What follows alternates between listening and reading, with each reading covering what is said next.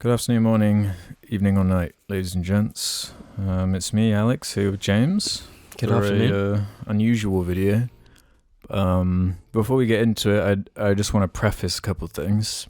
Warning, this video will be heavy as fuck.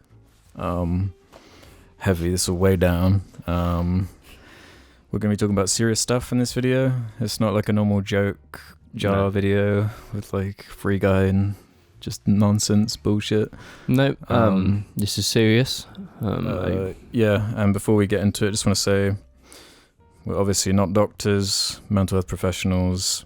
We're only talking from experience, and any like advice we give is based on that, just our own experience. Yeah, it's based entirely on us. Just to be clear.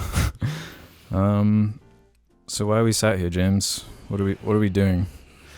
What we're doing today is we're doing a follow-up video to the Where Has James Been video from four audios ago, where I talked about my experience with suicide, like depression, and anxiety. I think they're the things that were mainly the focus of that video, mainly just being the whole suicide and what led to that. Yeah, it was a lot kind of, it was vague back then, like what was happening to you. It was obviously particularly intense at the time of it happening.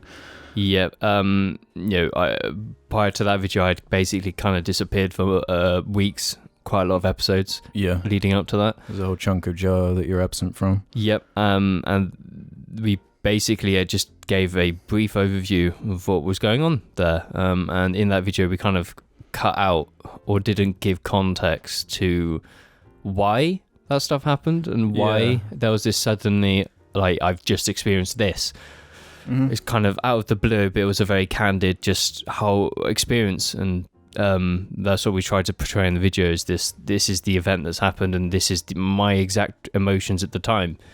Because in that video, I just come from it, so I was very nervous and kind of frail in a lot of ways because I'd lost an obscene amount of weight. Yeah, you're in a sensitive state. Like, so just trying to explain that is like, it was muddled up in a lot of ways, but it came across as exactly how it needed to, and that unbelievably serious subject, and that's kind of what you've had years to like ponder and think about, and you've been thinking about this for a long ass time. Yeah, I've wanted to do this follow up for years. Since, like, even after a year of it, I'd learned so much from that experience, and I spent so much time dwelling on it that I feel that there was enough to make a new video. And then given the extra 4 years on top of that, there's been other developments, and I've experienced a lot more and not nice things. So I basically wanted to do this to not only give context, but speak about some of the after effects of that type of event, and the fact that not everyone kind of expects those things to happen from that kind of event. And with mental health being quite underrepresented, and there's certain levels of it that a lot of people don't talk about, I've wanted to just do a follow-up and give attention to it. People are scared to talk about it because you have to be vulnerable and put yourself out there in a way and reveal things, which is not easy to do. It's not easy at all, and I feel like it's white, because with mental health, it's never just done. If you struggle, there's a lot of, you've got to progress a lot to, start coming out the other side of it. And I feel that when people talk about mental health on YouTube, they don't. It's like they do this video talking about it, and then they don't come back to it, or they don't give updates. So I always feel like it's right to actually update on it, because it's that serious of a subject. It's like how you did with your original anxiety video, and you did one, I think it was last year. You did like a new one. Yeah, 2020 at the end of it, I think. Yeah. And that was like the great thing. So it actually gives like a visible progress to it, and I think that's really helpful for people to understand that, even if you've had to experience a bad mental health period, and that other people also experience the levels after it. Well, you hit the nail on the head when you said it's not like it's just one battle, one incident, and then it's like, oh, I've been through it now I'm invincible. No, it's more like, no, you've got to... It's a very long healing process, and I feel that with mine, I underestimated what was going to happen, and the things do you that mean could by pop up, the after effects of that kind of episode. But we're obviously sort of long-standing like mental health stuff. Yeah, basically. Lingered. Should probably start this with giving context to that video. Yeah. I know that there's probably some new Jar fans who's not seen it or know of that period, but yeah. During the events I was referring to in that episode were abuse. I'd basically been the victim of interpersonal abuse from my partner at the time that had a lot of manipulation and control, where I felt like I couldn't escape from it. So over a 3-month period, I was basically spent every day like in extreme anxiety, because it was like, this is happening, I'm being controlled and manipulated. And then obviously events gradually got worse, and to the point where I didn't feel like I could ever get away from it, hence why it grew to trying to end my life through suicide. And yeah, even you felt trapped by it. Yeah, and that's the thing. It's like in my mind I was trapped, because you know, you were observing it, unable to get in at that time. So you just saw what it was doing to me without a way to get me out of it, because my brain felt like I couldn't. So no matter what you did, it's like I couldn't be saved at that time, because my mind was locked in that. Yeah, in that and ultimately, situation. like any change had to come from you. Yeah, like no matter what I said, I can't like control you or like force you or whatever. And that's why in the original video we spoke about how you messaged like the Discord or something at the time, like calling me out almost. I'm like, this is what's going on with you. What the fuck? And that caused something, and obviously that was like minutes before my own suicide attempt, but obviously that was a big point, and that has stuck with me, because that's what... Yes, because I was like hearing through the grapevine, because you were like trapped in your own head, like I were just like guessing like what the fuck's going on with him, like. And you found out through my sister like how bad it really was, and that my parents were doing nothing. My family couldn't help me, and my sister was contacting you, like trying to be like I was trying to... a hand to kind of get me out there. And I remember when that original video came out, some people got frustrated with me because I was coming across maybe as too pushy or like frustrated, but that frustration was out of like sympathy for you and anger for your situation. And because you wanted me to give context, because it's easier to explain those events with the exact context of this was a repeated abuse. And that's why it was getting more severe. Yeah, it's like if you go back to watch it now after this video, it makes more sense when you know the context of it. That, these events happened, and it's like, you know, this abusive event, underlying obviously naturally leads to that kind of massive, very, very like deep, sudden suicide, you know, type thing. Yeah, so you had months worth of like an anxiety, of an intensity, of a level I assume you'd never experienced previously. And that's why it's had such like repercussions further on, because of how intense it was at the time. I feel like I didn't do enough. It's like, because I've learned so much about it since the video. Yeah, I feel like I didn't explain it well enough in that video, and that looking back at it now, it's like a level of, it's like, you know, you've had a panic attack like right before. Yeah. It's like, imagine that all day, every day for months, where every second of your life is like a heart pounding so fast, and your brain is out of your chest, basically. Yeah, and it's like your brain is so like destructing. It's like self-destructive, where everything that's going on is like arousal or stimulation to an extreme level, and that prolonged causes extreme issues with your brain, because you can't function like that level of like stress. Yeah.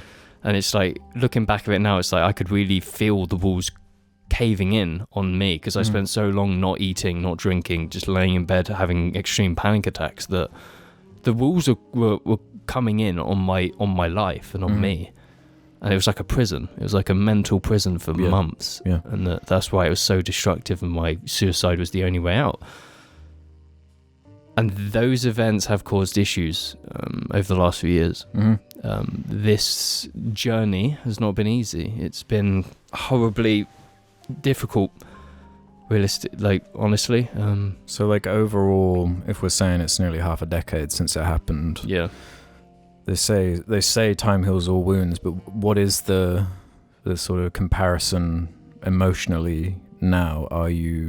It's obviously still lingering there and it's still affecting your life. I think I mean, we've seen you improve so much since then, and that's like such a pin in terms of like the like lowest point, but then you like climbed out of it after that, and you're a different person after that. Knowing, think about the other timelines.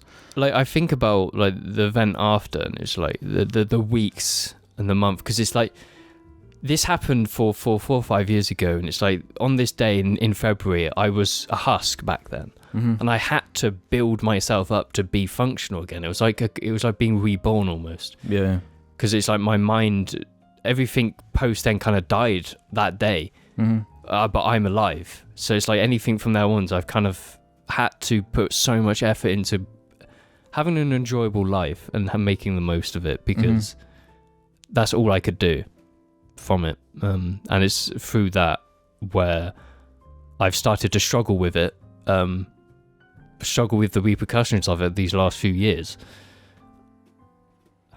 So is it kind of coming back in ways you're not anticipating? What exactly is being affected? I know you've had like sleep problems and... Yeah, I'm just trying to remember what you just said, because it's come back because I feel that while that event ended, it did damage to my brain, and that I've struggled with things directly as a result of it, where there's things now which cause the same emotional response because my brain is perceiving those events reoccurring. So like there could be a small thing that happens where I will go into like an extreme like numbing, like emotional numbing, where in order for my brain to protect itself, it numbs like emotions so that I can't feel.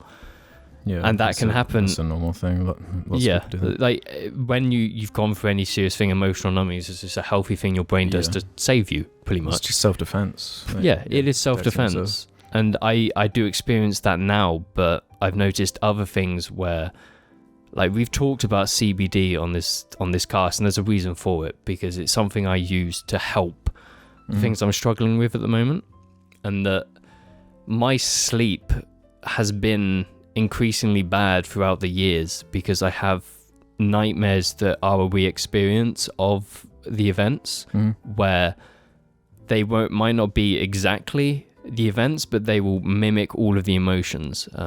So obviously it being like an interpersonal thing with my at the time girlfriend, it's like replace that with you or Jamie, and then I'm experienced this level of like abuse from you two in my dream. And it feels the same, like identically the same, and it's like a dream that lasts like years. And then you wake up from that and you feel so emotionally drained because it's like you're experiencing this all again.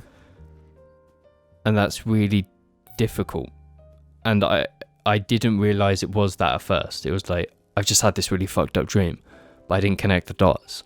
Was it just affecting you at night, or do you also get like intrusive thoughts during the day where like something might remind you of something, like memories that you associate with things that led up to that event, which then causes your brain to start reenacting and going through the... small things now where I can be, at work being fine, and I can see something and then it all happens again.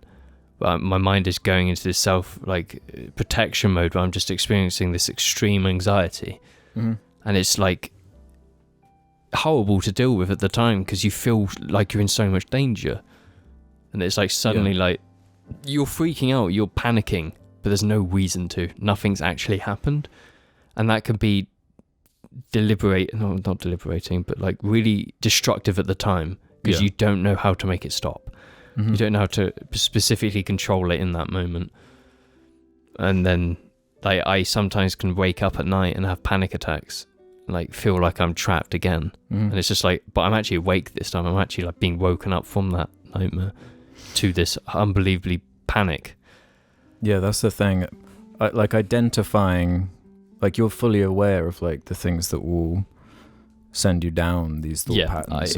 It's like I'm proactive that in order to be mentally okay, I need to be proactive with things and get rid of certain So you've identified the problem, but the hard part is finding a solution that works for you long term to help you eventually try and deal with it. Which is why we've talked about CBD, because CBD is one of those things that helps instantly.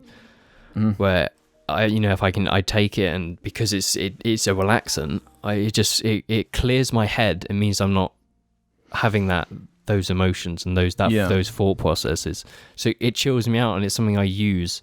Does that kind of thinking, sorry to interrupt, but does that kind of thinking ever concern you in a way where it's like using a substance to try and,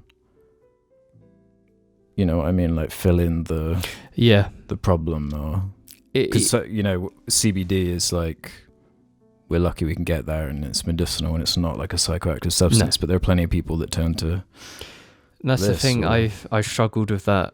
I've spoken briefly about early COVID and drinking. I started to drink to get away from it, because at that time this stuff was starting to really kick off, and I started to notice this being a problem.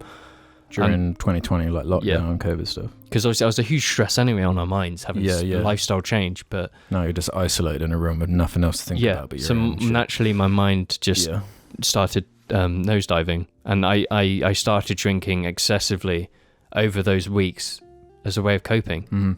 Because then if I'm hungover all Saturday or Sunday, I'm not thinking about my mind. Yeah. And it's not, and I've stopped that, and that's why I'm quite good with alcohol now, because I recognized it was a problem, so I stopped it.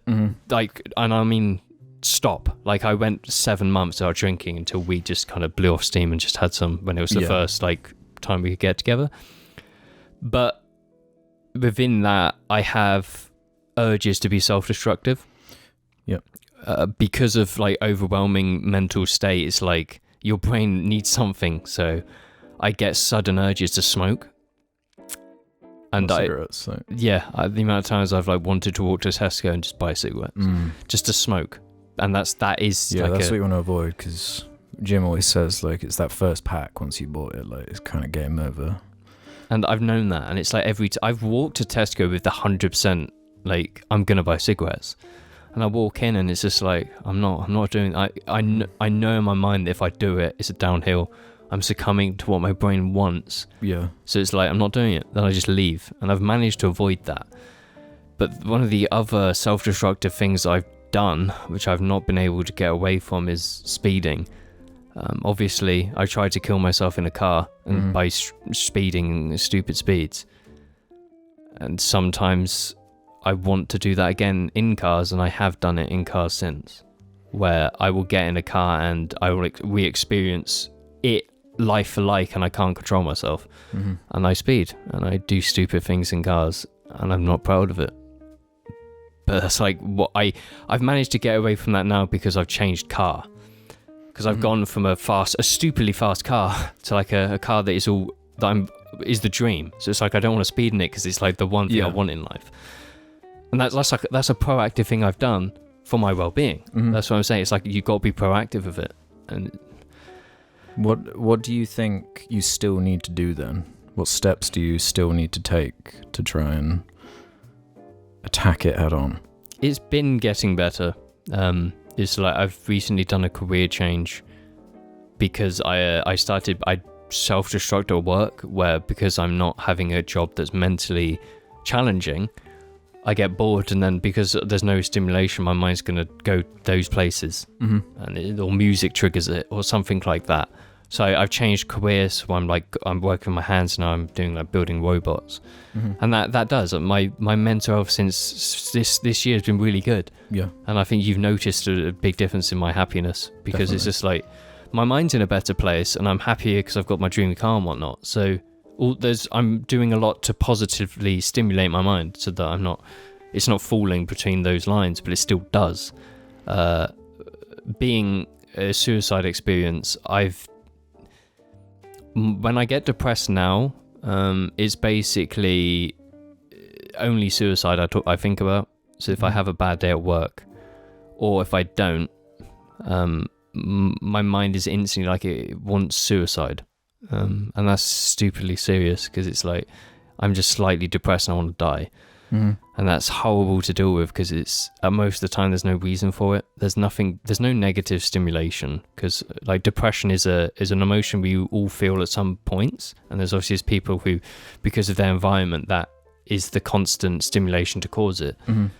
But I've got no reason to feel depressed. Like, I'm happy, and I'm in a good place in life. So why am I feeling this horrible depression? That's what makes it mental health, isn't it? It's like inherently irrational and doesn't make sense. Yes, like it's extremely irrational. It feels bad because I feel guilty over it. That why am I feeling this way when I've got a good life?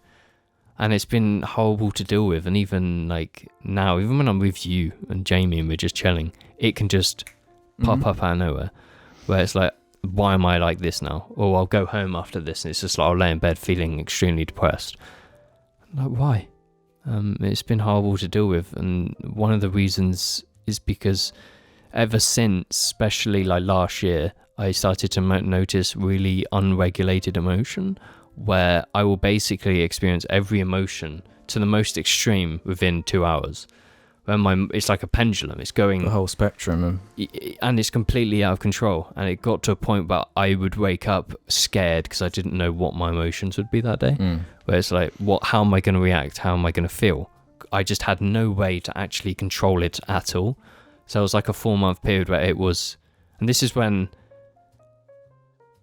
this is jumping, but I'm going to get back to it. Like, since this happened, it took me a long time to start to talk to you about the issues I'm having now.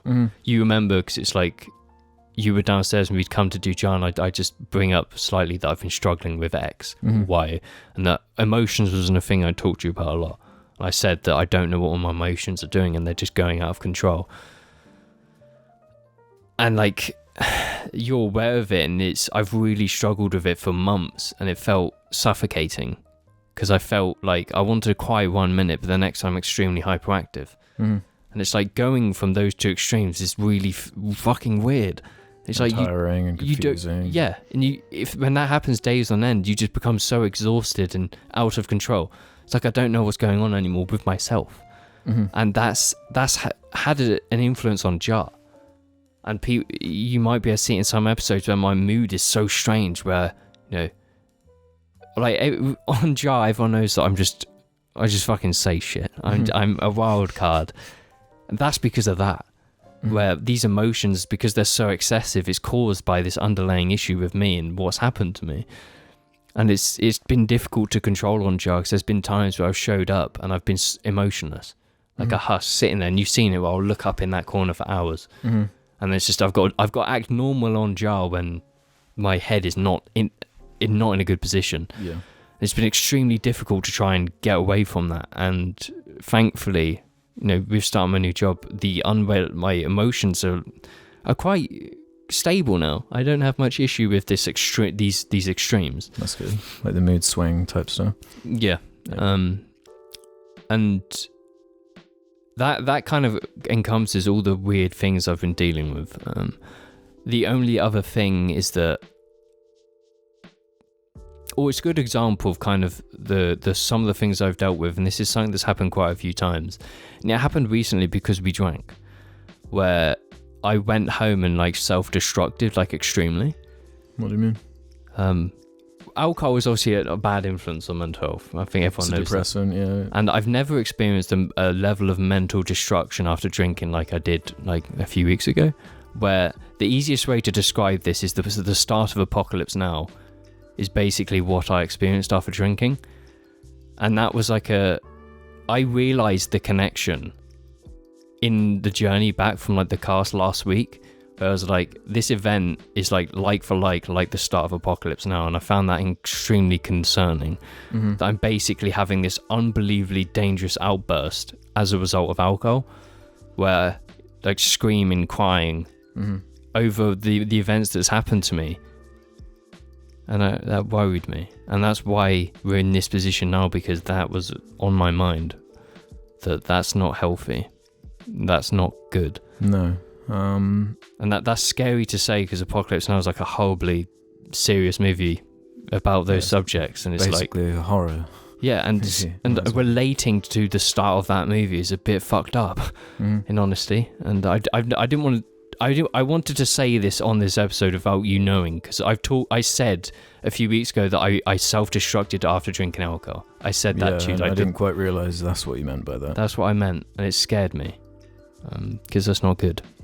And it's why I've not touched alcohol since, because I want to fix that. I don't want to be having these horribly destructive outbursts like that. It's not good at all. Are you interested in pursuing some kind of therapy? Yeah, I've wanted to, and I tried to. I have private healthcare in the UK. As a bonus with some companies, you get like enrolled on private healthcare. And this was peak COVID, so this was after I realised I was drinking as an escape. And COVID being extreme as it was, I was just like, I want help for this, because this was like during the few months of like a unregulated emotion. I was at such a bad state, but I was just like, I'm getting help now, because this is not. I can't do this anymore. So I pursued private healthcare, and with private healthcare, there's always a clause, right? There's always there's a catch to they don't have to pay out. And their catch was, because mine was trauma related, they can't do anything. And that fucking destroyed me. It was like, I might live with this forever. So I was fucking sitting there crying and just in a horrible state, because I felt like I couldn't improve. And since then, it was like I believed that I could fix this by doing what I can to make my life bearable with those aspects. And since then, since believing that I can do it, I've improved, and the emotions have basically resolved themselves. The nightmares and re-experiences haven't, because that's a lot serious, and that's more therapy level. Because this isn't therapy. This video is not therapy. This is just me talking. I want to pursue therapy, and I'm going to. It's just with the UK healthcare, it can be quite difficult at times, and I don't want to go on drugs or antidepressants, because I don't think that'll help. And I have had a GP appointment about this, where I explained in short detail what I'm talking about now, and said, this is the things I'm struggling with, how can he help? And he said his words were, I'm not going to recommend drugs because I don't think they will help you. You need therapy, and you need someone who's an expert, is what he said. And he was just like, here's the link to the Wiltshire mental health thing, contact them and they will get you a consultation. And me being me, I get anxious about contacting things like that, so I haven't, and I just need to just talk to these people and then get an actual consultation, because then they can say, this is what you're struggling with, this is what you could have, this is X, these are how to fix it, and they'll give me therapy basically. Well, if you want me to book it for you, I can do that if you want. I think it just needs to happen, because I don't want to be... It just needs to be like set in stone and be like, just be here at this time, talk to this person. Yeah. And then it's like, they're an expert. Because as much as we can talk about this, nobody with mental health trouble should be... You need an expert. Yeah, you can't expect yourself to overcome everything by yourself. Especially because... your own brain, you're so bad at like self-assessing yourself. Like you convince yourself of all sorts of crazy shit when the only person you're bouncing off is you. It's like me believing that I can improve this has worked, because I've had that mental, like, you need to have positive in stimulation. You also targeted specific things that do broadly help mental health, like you went for diet, started exercising more, this kind of shit. That's why we've talked about Jim's gym. You saw it on the Christmas video. That was a huge thing. So it's like, I'm being so active so regularly, where my mind is naturally in a better place, because I've got so much endorphins. Have you found a difference, like a clear difference between like when you're regularly exercising and when you're not? Yes. Yeah. A very, very clear difference. And I've started doing it again. I've started going to the gym this week. What about like vitamins as well? Started taking too, because I've noticed this year, like I get sad or seasonal depression quite badly, just from like a lack of vitamin D. I think we spoke about this really briefly on Jar, because you bought us vitamins, me and Jane vitamins for Christmas, right. because we'd obviously had these conversations pre-Christmas. Yeah. Because I was saying in a group chat, I think on our Judge group chat, I dropped a message saying I'm so like depressed at the moment, and you said like you should try some vitamins. It's like this could just be seasonal shit, and I did. And that next day, I noticed a massive difference in energy levels. It's actually crazy. It's fucking mental. Yeah. What the, like we denied so much in the winter, where it was like. And ever since that day, I've not missed a single day. Every day I'm having vitamins. Once I started that train, it's like, okay, I'm just staying with this. And vitamins have made a huge difference in this period. And doing as much as I can to be good with myself has helped. Because it's like, you've got to want to help yourself. And you're more likely to get support when you are doing more for yourself. Like eating better, it makes a huge difference as well. Exercising, eating better, doing the things that you know will help, like I've said, getting a new job, preoccupying my mind more. It's done a lot for me, but it's just like, it's not enough to resolve some of the things I have, because it's the quad, dieting, exercise, positive influence, therapy. If you do those three, you're not going to fully recover, because you need all four. Therapy is hugely important. And it's taken me so long to realise that is an actual thing that needs to happen. Because it's like, you've not experienced this to this level that I have, right? It's like I can't speak for what you've experienced. So even if you have, you still wouldn't be able to give me the exact support I need, because you're not an expert. Well, yeah. Like, experience with it can only get you so far. Like, I've supported people through suicide because I've dealt with it myself. But even then, it's like, I've had some people message me about mental health stuff. I had a conversation with one Jarling, because he messaged me about it, and I was just straight up like, this is what you should do. You should do positive outlet. But I always say that therapy is a big thing, and that if it is that bad, you need therapy, because no matter what anyone says, it's there for a reason. Therapy is an actual proven healthcare, improvement thing that there's no getting around it. It's, if you need it, you need it. And there's no point taking what we say, even on this episode, as like fact, and you shouldn't self-diagnose yourself. You should, if things are that bad, always get therapy. Yeah. And I wish I'd kind of believed that sooner, because things could have been better for me for all these years. Well, that's the thing. There's still, we like pretend online that there's not like still stigma, and that's the thing why I've wanted to make this video, because it's like the more serious stuff about like reoccurring kind of suicidal thoughts is, I feel like people don't talk about that enough. Like, people have talked about suicide, but it's like, it never ends with just suicide. There's always what's it called? Fucking the things you jump over. Hurdles. That's it. Yeah. There's always hurdles post suicide, and I feel suicide attempt. Yeah. People don't speak up enough about that, and that you are going to feel terrible afterwards, and that's something you can't get away from, and that you could be wanting to commit suicide again because of the first time, and that is something that therapy will help. And that's why I've wanted to do this video, because it's like, I want to make that clear that if you need help, you need to get help, but there's always more to it. So are you going to make like a promise now that by the time the next 5 years roll around and we sit down to do another update, a decade, therapy will be ticked off, that fourth thing? Yeah, because in the years I've experienced it, I've recovered, then I've dealt with and suffered the after effects, and now I'm in the stage after the after effects, so I'm starting to improve drastically. But that last hurdle is therapy and moving on completely, and that I can look back in 5 years' time at this and be like, I can say more.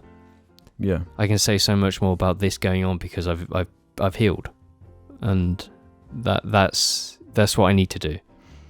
And yeah, you have to also remember that from your perspective, it might not feel like you've healed that much, but from everyone around you's perspective, it is like night and day. And that there is like a huge progress, and just comparing you to like the last time we did a video like this, just the way you carry yourself, the way you present yourself, the way you communicate. I'm a different person. And one of the reasons is because I spent so long trying to build myself post this event that I'm so different now that I can't look back at old jar videos the same.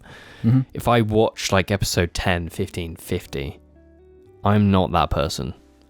I am completely different now. I'm such a different person, and the issues I had back then I don't have now with like how I viewed myself, because I've just improved in so much, and I'm just a next evolution. The beard was like the big thing. I'm gonna grow this beard, and it is done so much because it was like it's a defining thing on me now, is that I've just got a beard, and that you can't go, but I can't go back to that old me. I am new, and I'm an improved James. Yeah, it was like the Gandalf the White coming like after the grey. Exactly, it's exactly that. And I think the beard came like a year after that event. It was like that November. Yeah, that November was just like this is happening, and like how I feel about Jar has changed because I feel more a part of it than I was back then. So I make more of an effort, and it's like, oh, James says shilly shit, and it's like, that's like my whole thing with Jar is it's real, but I'm gonna say shit because it's gonna make it fun. Exactly, and this is obviously the kind of video where it's not about shit. It's like this is real. This is the real shit going on. Yeah, that was really good. So hopefully that gives a good summary to how it's been with me. It's been good, but it's been really difficult at times, and I'm still here. And I can say with confidence that the amount of times I might have felt like I've wanted to kill myself, I never will. Yeah, it's never worth it. No, it's not. Is there anything else then that you can think of? I don't know if you want to look at your notes or whatever before we answer some questions, or briefly, like over the years, just in preparation, because we've wanted to do this for so long. Well, we talked about doing it like July last year was when I started being like, Alex, we should do this video, we should do this follow up, and it's just like so much shit has happened there. We've never been able to. Well, I've never felt confident. Because it's like feeling confident to talk about this thing it takes a lot to build up to, and it's taken me this long to get this far. So, and I've just made notes. The only other thing I could really talk about is like dissociation. Oh yeah, and I've talked familiar with that. Yeah, where it's like, but that's basically connected to the emotional numbing, where things happened. I'm just going to dissociate and feel like third person for a while. Again, it's just like a self-defense. Yeah, it's absolutely mechanism. A self-defense. Numbing. No, I don't feel like there's anything. I've basically talked about everything that has gone on, but the main thing being like, the passive suicidal thoughts being a huge thing. Yeah, so that's it. That's all I can think of at the moment. There's not much else. But when I originally proposed or got this video in motion by making a Reddit post saying, we're making a follow-up video. If you've got any questions, let us know. That post got a lot of attention, loads of support, really lovely to see. But some people asked us some questions, so we thought it would be a good idea to round out this video by just answering a few mental health related questions. Some of them could have been answered in what we've already said, but we're just going to head over to Reddit and just let's see what we can get out of these then. And I just want to say that like the support from Jarlings after that first video was crazy. I cried a lot after that first video, because it was like, holy shit, this is incredible. Well, it means a lot, because like all these people that relate to it in some way, or or have a friend that's gone through a similar thing, and it's just because of how candid it was. It was like it was real, and I think that's noticeable. So it felt relatable for the people who have struggled. Yeah. Like, I've had people talk to me about it, and it's nice to hear. And it's like I'd never expected that kind of response from that video. It was like, let's just talk about this, and it's actually been quite important. And it is. It's an important video in my history, because it's like, this is like a big thing. Yeah, and it's why I'm here now, basically. Is that video. Shumalu asked, have any of you boys tried therapy to help with your mental health? If so, how are your experiences? we address that on your side, Yep. I can talk about mine briefly. Yes. So before I like knew I had anxiety or whatever, and it got to like a breaking point where I was like in bed for like a month or something, then made a GP appointment because I was like, this is just getting like fucking ridiculous. It's the same thing as what I've. But Yeah, basically. And not having the tools, like, or preparation or knowledge or know-how to like deal with it in any way. That's what I did, was go to the GP, and instead of going down the therapy route at first, it was the like prescription propranolol. Yeah, that which I had at the time of my events, which I've said before that propranolol didn't help me in that moment because the abuse at the time was repeated, right? So naturally, the drugs would never stop that negative stimulation. So that's why they never worked for me. Yeah, beta blockers help some people, but it didn't really work for me, and I needed like something else. I did go to, in a like particularly bad point when I was like just stressed out of my mind, I went to hypnotherapy for a while. You have talked to me about this before. When people say hypnotherapy, they imagine like someone with the thing the stopwatch like in front of their eyes or whatever. But no, it's more about giving you like tools so you're able to like mental techniques so you can kind of think your way out of negative thought patterns. Think of like, just mental techniques to get you out of a jam that, and this is the thing with like therapy and like mental health stuff, something that works for me might not work for someone else. Yes. I've like such a like cringy Spock, like rational brain. To me, that is what helps, is like just rationalizing my way out of everything, where it's like acknowledging, this is irrational, acknowledging, there are steps I can take to try and get out of this, and I'm feeling this way right now, but do I really feel this way? Is this just my brain just fucking with me? Is it because I haven't been in like the sun for 24 hours because I've been fucking at an editing bay for like 2 days? There's like so many different things. But that was like a positive experience, and that was like years ago. That would have been like 2017 maybe. Yeah, that was before my event. That was a very long time. Yeah. I went for quite a few months, and I'd recommend that. I feel like you figure out pretty quickly if it like would work for you. Yeah. Within like a meeting or two, you'll figure that kind of shit out. But just having someone to bounce shit off and like just express your feelings to in a kind of candid way that's like objective. Yeah. They don't have like a personal investment, that you don't have to worry about like what your friend's going to think of you or what your dad's going to think of you or whatever, So that's always valuable.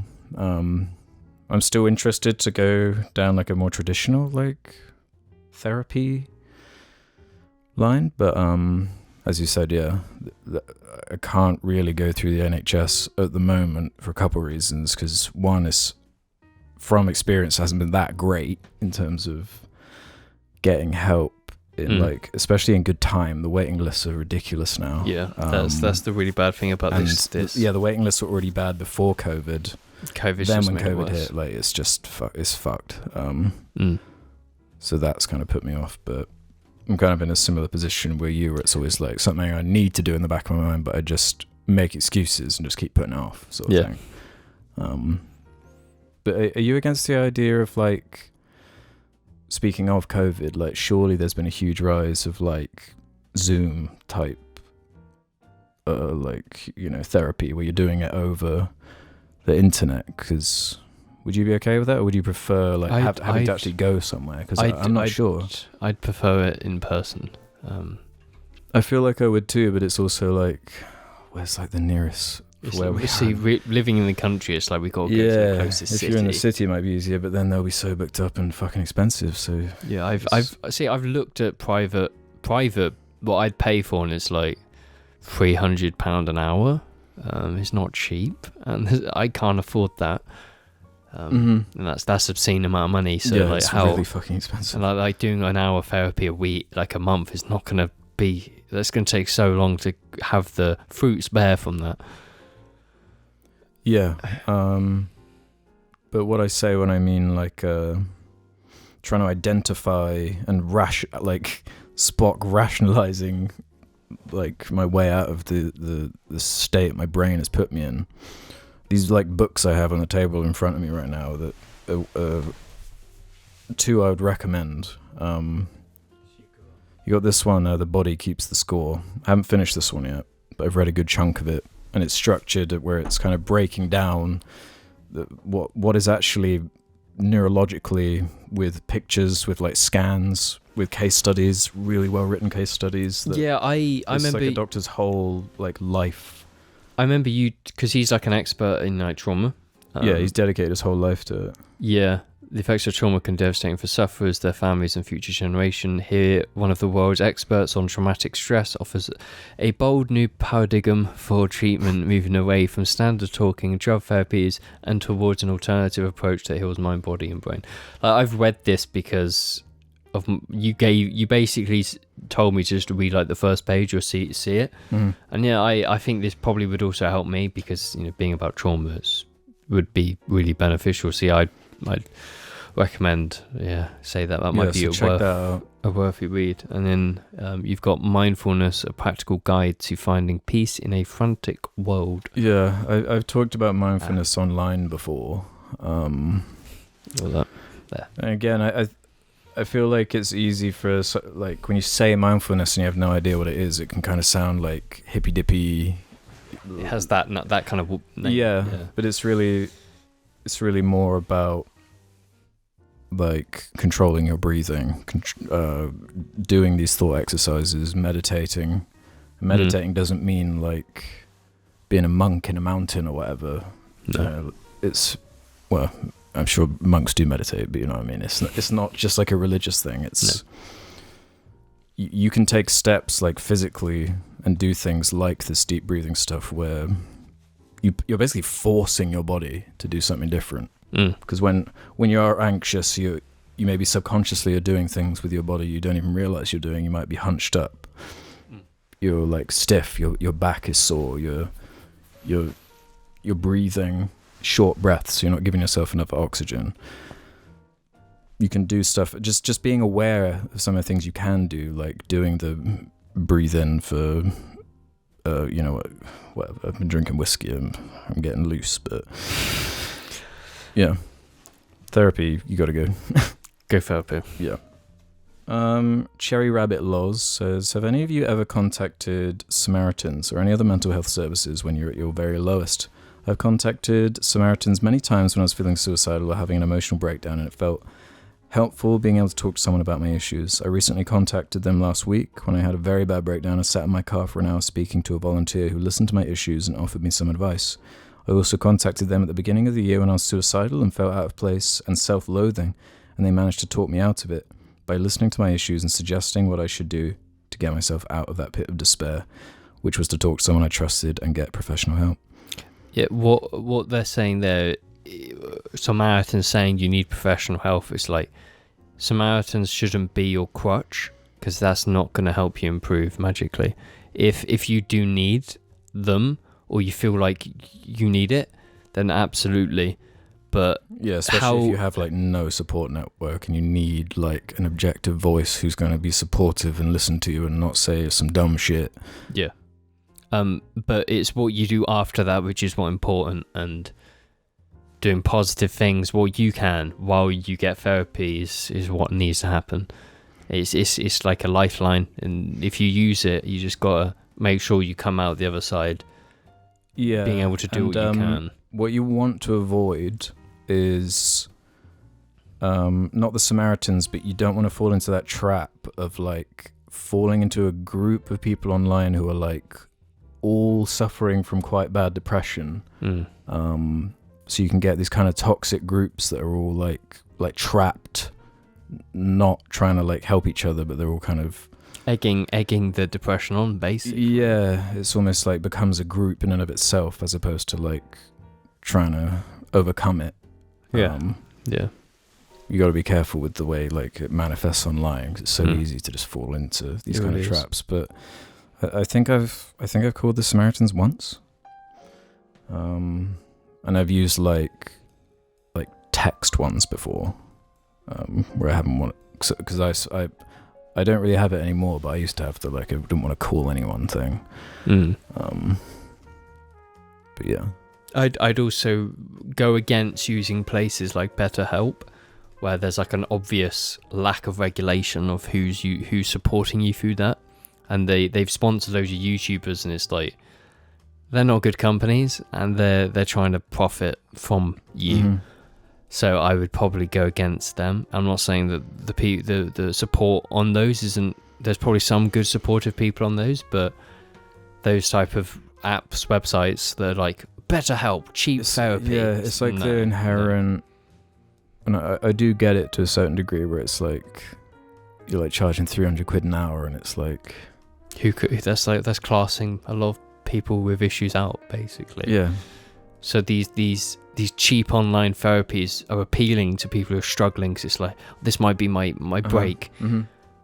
But as fucked up it is, they're kind of trying to exploit that call for help. They're trying to exploit for money. So just be careful around those as much as you can, because it could put you in a bad position, an even worse position. Long time jarling, Dick the Head doesn't have a question, but just something nice to say. Not really a question, but a thank you for doing the original video and now this follow-up. I watched the first one when I was 18, and it really got me quite emotional at the time, because I related to a lot of feelings you're experiencing. Much love. So that's kind of what we were saying earlier. This is an interesting one from Tom2310. What are your thoughts on gaming in the context of depression? I feel like they can be good if you want to wind down and feel comfortable for an hour or two, but I've also made the experience that too much escapism can keep you from actually dealing with these real-life problems that cause that bad mental health in the first place, and that eventually accelerates the problem more than not. Have you had similar experiences? I feel that it's mental health issues are so unique to each person, where sometimes gaming, even to excess, might not negatively influence them getting real help. I can see that just being like, I'm depressed, I will go play COD or Apex, is not a good coping mechanism. But I feel that each person's individual of what they suffer with, and some people who might have like extreme social anxiety might feel so much better playing games, because they don't have to deal with that type of anxiety stimulation. It kind of depends, really. Yeah, if you've got like an addictive personality, and it's really easy to like fall into that trap with games and like lose too much time to it, you know, where it's like you're when like your personal life starts suffering because it's like all you're doing, you are just addicted to games. And I feel that kind of it's kind of similar to like being addicted to alcohol. It's like once it's really negatively affecting you, you need to pull back and actually judge what you're doing and why, and then identify it as a problem.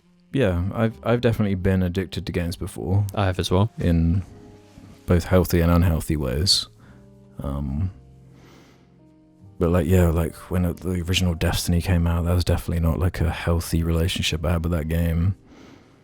When it's like it's like an addiction where it's like it rules you, as opposed to I got like an hour to kill, let's game for a bit, you know. It's like the wrong way around. The hierarchy of importance is like wrong. I shouldn't, the top of my mind shouldn't be I've got to log into Destiny and do my fucking challenge, you know what I mean? Like and throughout all my struggles, what I've talked about, I've never been like, if I play games, this will go away. And I've just been like, I get home and I'm a little bit bored, I play games. It's never been a crutch for me with dealing with what's going on. So, like anything like it's just... you just got to be careful. In moderation, you know? Yeah. You got to be able to recognise when you're just going too far. Top Minger C says, "Hey Mingers, this isn't going to be a very long comment, but I wanted to say that 4 years ago last Saturday, 1st of October, I lost my brother to suicide. It is without a doubt the most hurtful and heartbreaking thing I've ever experienced, and there isn't a day that goes by where I don't miss him. I'm saying this because there are countless people who love you, James, even when the world feels miserable. Never give up on life. You're a real one, dude. Cheers and game on. Yeah, that's we got to think about. Appreciate the message. I don't think I have the words to reply. Yeah, properly. no one does. Jonathan Tuthos says, I graduated college in May, and the past few months have been a mix of excitement and dread. I'm so excited for my life to finally begin, but scared because so much has changed in such a short amount of time. How have you dealt with changes and transitions of early adulthood? With like teenagehood to adulthood, that shit goes really, really fast. And Really fast, and you're fucking irrational as fuck. Yeah. If you're like a teenager right now, like, you chill. You just chill, because you've got a few years till you start got to be. The shit you're thinking right now, the shit you think you believe in and whatever. It changes. Don't hold on to it too fucking hard, alright? No. Because shit's gonna change and you're gonna be different. Like me getting a new job, and I've always been paranoid and like stressed about the future and whatnot. It's like I'm 25 now. I've started a new job that has a good, clear career ahead of it. So only now do I feel like I'm actually starting teenagehood or adulthood. And like I'm starting to get shit sorted, and I'm like, oh, I like a house will be on the horizon. I actually feel like I'm an adult. I'm 25. There's no rush to get into this position, and I feel that as you're 18, you just need to do dumb fuck things and enjoy dumb fuck life, and that don't be scared of things changing. Just adapt to it and look forward to them changing. Because your life will change. You never know where it's going to go. And that if you're so stressed about that happening, you're not going to enjoy the moment, and you're not going to enjoy your early years. I get it. It is really scary because it is absolutely scary. Until like you're finished with school, it's such a like rigid structure you're funneled through, and everything's kind of presented to you. It's just like you don't have to worry about the next like 5 years if you're like in year 7, because that's lined up for you. Yeah. Then as soon as you leave, that's when the onus is more on you. And then you got the influence of go to uni, or it's like, oh, get an apprenticeship, or get a job. You know, Tesco, Sainsbury's. You know, you got all of these things, and I never knew what to do. And I went to college, and I went an apprenticeship, and I left that one. Yeah, you've done I went on another apprenticeship, and then stayed there, and then got made redundant, and then went there. I've gone everywhere, and I've changed careers drastically, from like painting cars to administration to marketing to finance, and now I'm making robots. Like, where's the clear path there? There isn't. I've just kind of been like, whatever. And I felt miserable in some of those jobs, and you know, before Christmas did not enjoy finance, so I was just like absolute confidence, like, I'm applying for this fucking job. I absolutely do not have the experience for it, but I'm applying. And I got... look at you now, yeah. I got an in-between, an apprenticeship and a job, so I've gotten a job and I'm happy. I think you'll agree with me in that every time you force yourself out of your comfort zone, the best shit happens. Yeah, that's what I did. I was just like, do it. Apply. Don't give a fuck. Apply. Yeah. And then I went into that interview and I just did shit. And I pushed myself out. And boom. And forcing yourself out of your comfort zone doesn't even need to be like anything fucking extreme. You don't have to fucking go crazy. It's just like small incremental shit and you'll get there, you know? Yeah. And it's like, don't worry about things happening and that you might not achieve what some people might expect of you. Sometimes you need to just throw rationality out the window. Because, you know, if you think everything we're rationally about all these jobs and whatnot, you could miss out on opportunities. If a small opportunity, comes up, just fucking do it. Don't let that pass. This opportunity popped up and I just took it.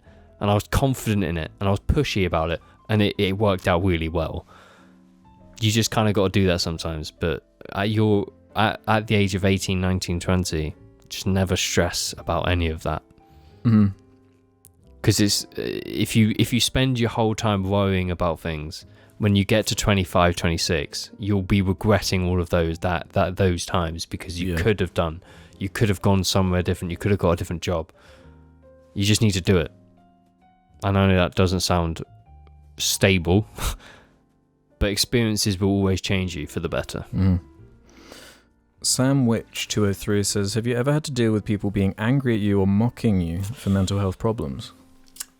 Yes. I had a friend group that I was friends with and I used to hang out with weekly. And we went to a pub one time, and basically one of my friend's friends was there, and basically they kind of started mocking what I experienced, the abuse.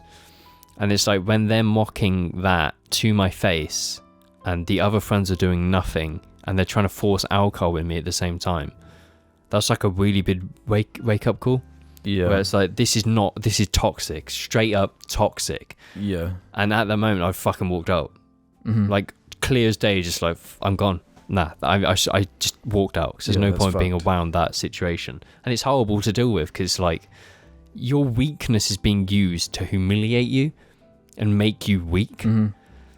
Really fucked up, and only really horrible people would even do that. It's a fucking cowardly thing to target someone for. Like, holy shit. Yeah. You really got to do that to like take someone's like weakest moment and try and prop yourself up with it. Fuck you. Yeah, fuck you. And I've never thought of that person the same, and now I'm not even friends with any of them. Wonder why. Yeah, I've never had anything quite like that where it's like someone straight to my face being like a fucker. But obviously when I like release the anxiety videos, you see all sorts of horrible like comments and shit, but yeah, that's never really gone to me. When it's on the internet, you just don't care. Yeah. It's like, yeah, because it's like your life's probably your life must be perfect if you're just like, mocking someone over mental health online. But yeah. Yeah, ignore that shit. Don't let it get to you. Yeah. Grave Walker said, I recently watched the James Blab and it was absolutely heart-wrenching to hear what you've been through, James, but it's really inspiring to see you doing so much better now. And although it's hard to get the full picture from just watching your guys' videos, I feel like all the other casts seem to be in a better place than where they were before. And this brings up a question that's been on my mind for a while. So recently I was checking out some of the older eps, and in one of the older episodes I remember you guys discussing some of the best and worst years of your life. I think I remember Alex bringing up that his worst years were when he was 19/20, because of how intense his self-loathing was. That really resonated with me since I just turned 20 a couple months ago, and I'm still wrestling with the same depression and self-hatred I had when I was 16. I'm going to the gym and going out with runs with my dog every day to help, as well as talking to a therapist, but I still can't seem to get myself out of this rut, where any little thing someone said or done could completely warp my self-image, like make me feel useless and incompetent, to feeling like no one is ever going to want me. And seeing Alex doing better now and being a lot more comfortable with himself really gives me hope. My question is, how are you able to get yourself out of that rut and be more at peace with who you are? What are some of the steps you took to overcome it? Any other general advice you guys have with improving self-esteem? I know mental health is usually such a bummer to talk about, so seriously, thank you guys for making these videos and talking about it so openly. So a big one there, and we've kind of addressed some of that. I have more to add to that. One of the things I didn't mention, because I just didn't feel like I kind of needed to, was as a result of like the manipulation, I was kind of blamed for the events happening at the time. And that was one of the reasons I self-destructed so bad during that period, is that I was hating myself because I was the one who caused this, right? Turning it all inward, I was made to believe that I was the problems, and actually I'm going to hate myself so much more. And that stuck, is this, it's my fault, I deserved it because I did wrong. That's obviously not the case. That's just what I felt at the time. And dealing with that now is quite strange, because obviously when interpersonal stuff like that happens with relationships, you don't feel like you deserve another relationship or that you can be loved. And that's something I struggle with and have and still do, because it's just like, I'm scared of relationships now, because it's like that irrational, like, this could happen again. What if this person that I fall in love with again it's like a self-preservation thing. Like, you don't want to put yourself in the same situation so it can't happen again. Is that something I've 100% dealt with and know how to answer? No. That's another thing where I need to improve on. Know that I can love myself. One of the ways that can help love yourself is like, something I did at the time was I had a diary appointment in my diary every day, so it'd come down on my phone, and it was just love yourself. Sounds silly, and it sounds petty and shit, but it helped. But there is truth to that phrase, that like you can't love someone else until you love yourself. Yeah. Like it is true. It's 100% true. And it's like, I hated myself so much that just getting that reminder made me... It's an affirmation. It's just you're telling yourself the same thing. But that helps. Because in a weird way, it's like when you're telling yourself that so often, you start to believe it. Mm-hmm. And that you believe that you should love yourself. And that helps. And it's weird, but it does. Yeah. As far as like... I think the rest of it we kind of addressed in ways through this conversation. Amigo Vibora kind of has an inverse on therapy here. What are your opinions on therapy? If you're paying someone for the rest of your life to hear you whine about shit is dumb. I'd say that's quite a doomer thing to say. I'd say that's reductive. Yeah. I'm sure there are therapists you won't get on with, but I'm sure there are plenty you will. You know. Why also, if you're getting good therapy, you're not going to need it for the rest of your life because they would have helped you through and made you progress what past the event that made you need it. That's the point of therapy. So there's no problem with paying someone to get help if you need help. If it's going to make you not try to end your life again, your life is worth so much. So whatever you're paying someone to get that help will always be worth it. That's not a good thing to think, my dude. Joni Stevie says, how do you deal with a suicide attempt years on later? Do you try and forget it or take it on headstrong? We kind of addressed that. You just kind of got to take it, and that it is an event in your life, and it is something that will change you, and it has changed me. You have to accept that that's part of you, and it happened. But I just know that I've just improved so much from then, where it's like I'm proud of myself for it. Mm-hmm. Yeah, and you have to. If you constantly neglect or try to push away that event, I feel like you can't fully heal. Because you need to just... So the title of that book, The Body Keeps the Score. Even if you like suppress the shit, your body's going to start doing some wacky stuff. Yeah, your brain is going to do things you don't want. Yeah. So you kind of got to accept it and then heal from it. And like some people have like horrifying like anxiety symptoms when they have some like deep shit going on that they're not addressing. Like sometimes it manifests as like stomach problems, back problems, all sorts. It can be crazy. Yeah. What it comes out as. Mercuplex says, do you get intrusive thoughts, and if so, how do you deal with them? Even if I tell myself that it's just my brain trying to protect me, it doesn't stop me from feeling off for the rest of the day. Yeah, intrusive thoughts is one I've always fucking struggled with. I fucking hate intrusive thoughts. I struggle with them now. In my early 20s and teenage years, my intrusive thoughts were like way more like just about myself and like myself being in danger. But as I've gotten older and like I guess more empathetic, now all my intrusive thoughts are about like the people I like love like getting hurt and shit and that kind of thing of like what would happen to them or whatever. It's just like shit that's just totally out of control, and just the whole like having to let go of like, yeah, you can't micromanage everything and control fucking everything around you, and you just got to kind of embrace the chaos and not live like in the future, in the fear of the future of what might be, when you have no idea what might be. Yeah. And all you can do is just live in the now, in the current. And, and again, trying to rationalize like what an intrusive thought is, and trying to like break it down in your head and be like, yes, okay, this is fucking irrational. There isn't going to be someone that's going to fucking burst through the door and fucking knife me right now, whatever. I used to have that one so much when I was like 17. I know that for. It's like so vivid. You're like, it's going to fucking, it's like genuinely going to fucking, you're like. It's going to happen. Someone's coming to the door. It's happening. It's actually, it sounds mental, but people who have it, like, you'll get it. Sugon D's one says, I may be wrong, but I think James has mentioned having issues with drinking during the first lockdown last year. I drink a lot, especially by myself in the evenings, and it's kind of become dependent on it to actually have fun and relax in the evening. I want to know if James had a similar issue and how he overcame it. Kind of talked about this already. Anything else to add on that? I think we kind of we completely covered that pretty well. I especially talked about that because that was an event that I had to overcome. And substance dependency is just it's just so common. As soon as you notice that you are becoming dependent, you got to just fucking walk away. You just got to stop it there. Because if you continue past that line, you might not ever be able to get away from it. Unless you become an alcoholic and you have to get specialized help for that specific issue. Which just makes everything worse because you've got to deal with another thing on top of your issue. Yeah. It's like 2 levels to your problems, which you don't need.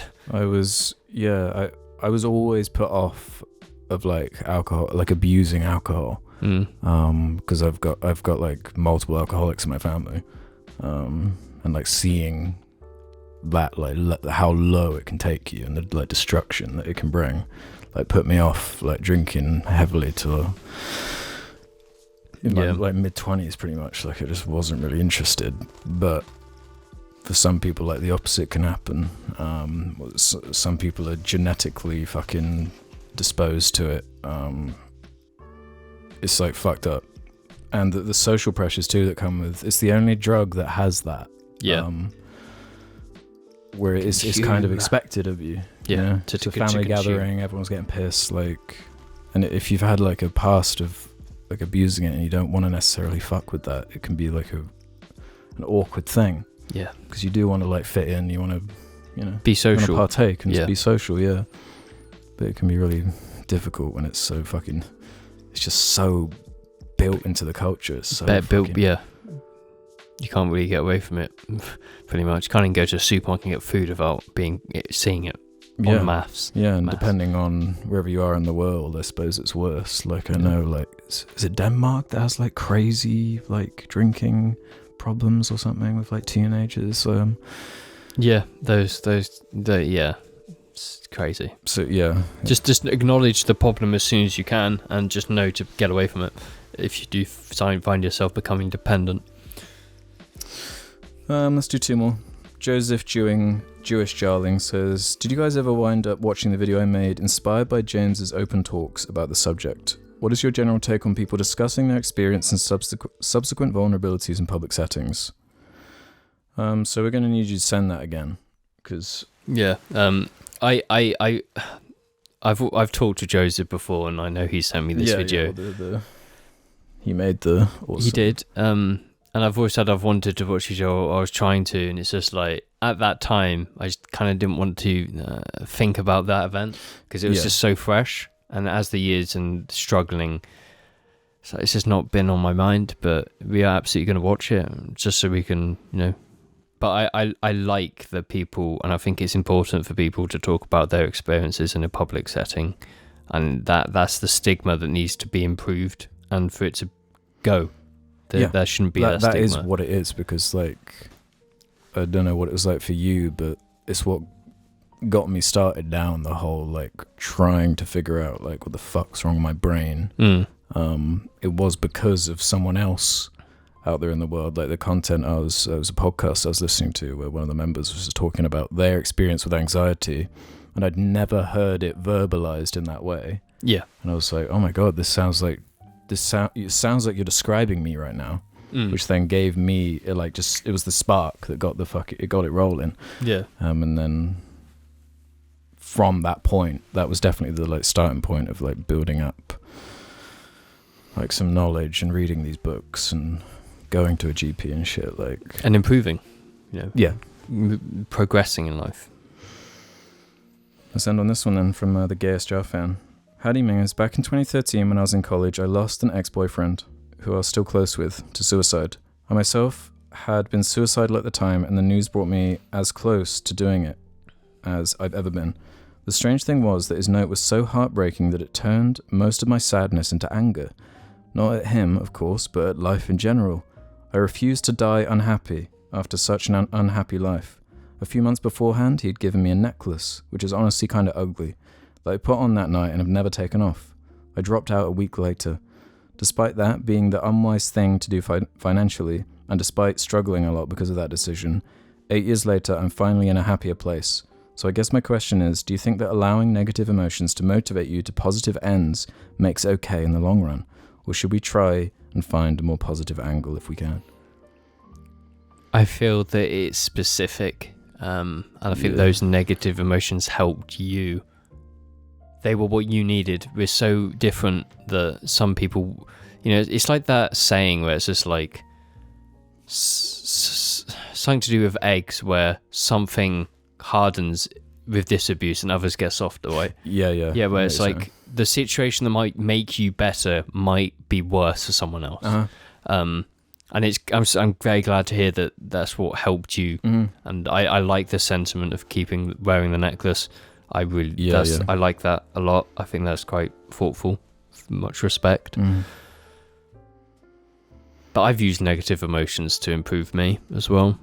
I was like, yeah, I feel like the way I my relationship with like my weird mental health is such a yin and yang thing, where I simultaneously blame it and thank it for like everything that I am, because it's kind of is what I am.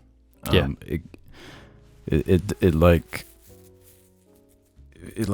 makes me act a certain way, and that like manifests a certain way, and that's like, and I blame all the worst shit of my life in it, but it like is who you are. It's like still your identity. It's still... I've never thought of it that way, but yeah, so it would be the same for me. That it's like I've never wanted to feel anything I felt. I don't like the pain it's brought me and the horrible pain it's brought me, but I'm so much better because of it, and I'm so much more beautiful because of it. Yeah, and that matters. It's all you can really do is just see it as like a learning experience, or you're just climbing out of the rubble. So you gotta fucking, all you can do is move forward, Yeah. It's like the only option you have, and you can either let it like destroy your whole self, or fucking try and build something else on top of it. Yes, because like, would you do that? Like, just if you could click your fingers and just like remove all of your like mental health problems, would you instantly do that? Or do you think something would be lost in a like fucked up kind of way? Something would be lost. Yeah. And that's like the weird, like almost abusive relationship you have with your own brain. Yeah, it's fucked up and scary to think about, and I don't know if I verbalized that very well. I understood it, but hopefully someone kind of gets what I'm trying to get at. We've been talking a while. We have, and there's one thing I'd like to end on, an anecdote, if you will. But in Japan, there's an art of repairing broken pottery, where once a plate is smashed, you fix it with like a glue that's embedded with gold. So while the plate might be smashed, when it's repaired, it's more beautiful than it was before. And that's all humans are. It might be broken, but when you come out the other side, you will be more beautiful. Thank you for watching.